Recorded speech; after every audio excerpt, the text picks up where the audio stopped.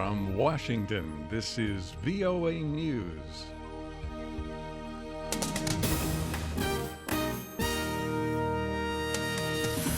I'm David Forrest reporting Germany temporarily reinstates passport controls along its border with Austria.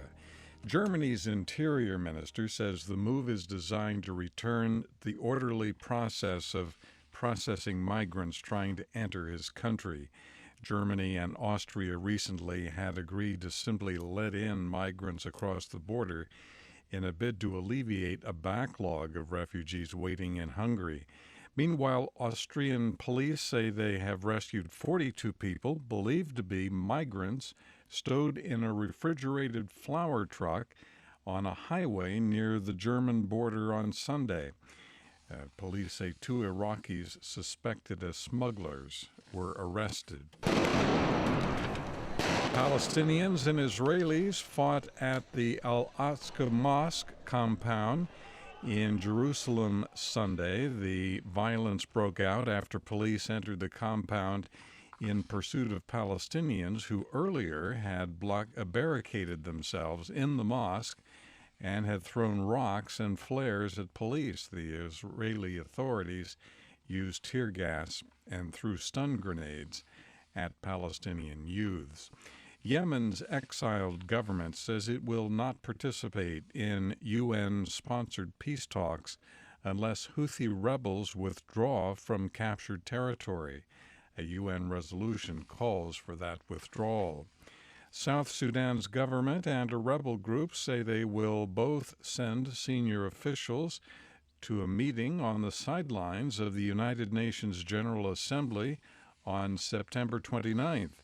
The meeting, at the invitation of UN Secretary General Ban Ki-moon, is aimed at galvanizing the international community's support for the implementation of South Sudan's recently signed peace agreement. For more, check our website, voanews.com. This is VOA News. Police say they are searching for a suspect who illegally stored explosives at a warehouse in Madhya Pradesh state in central India.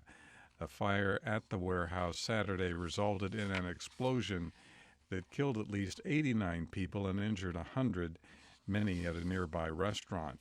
Witnesses say a bomb went off in central Pakistan Sunday, killing at least 10 people and wounding about 60 others. The violence happened near a bus terminal in the city of Multan.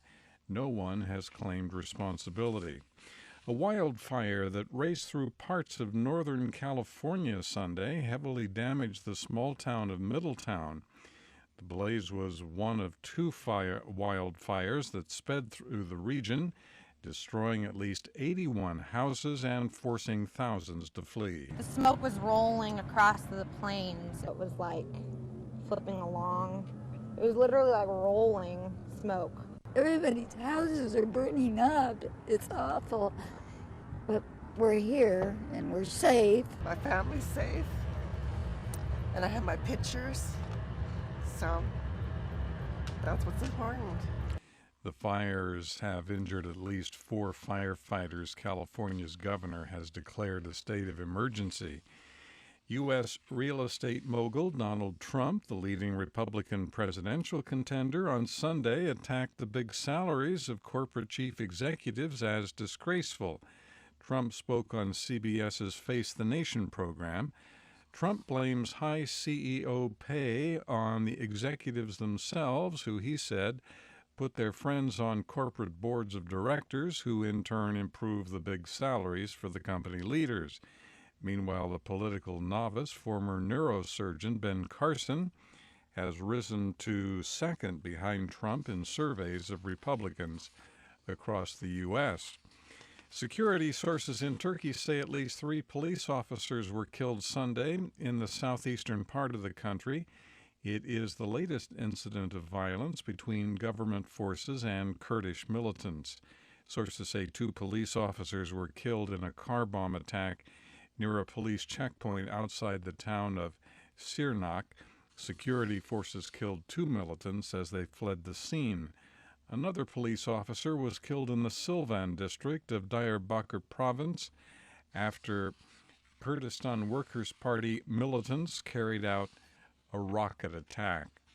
Saudi officials are pledging to carry on with this year's Hajj pilgrimage for Muslims despite a crane collapse that killed 107 people and injured more than 230 at the Grand Mosque in Mecca.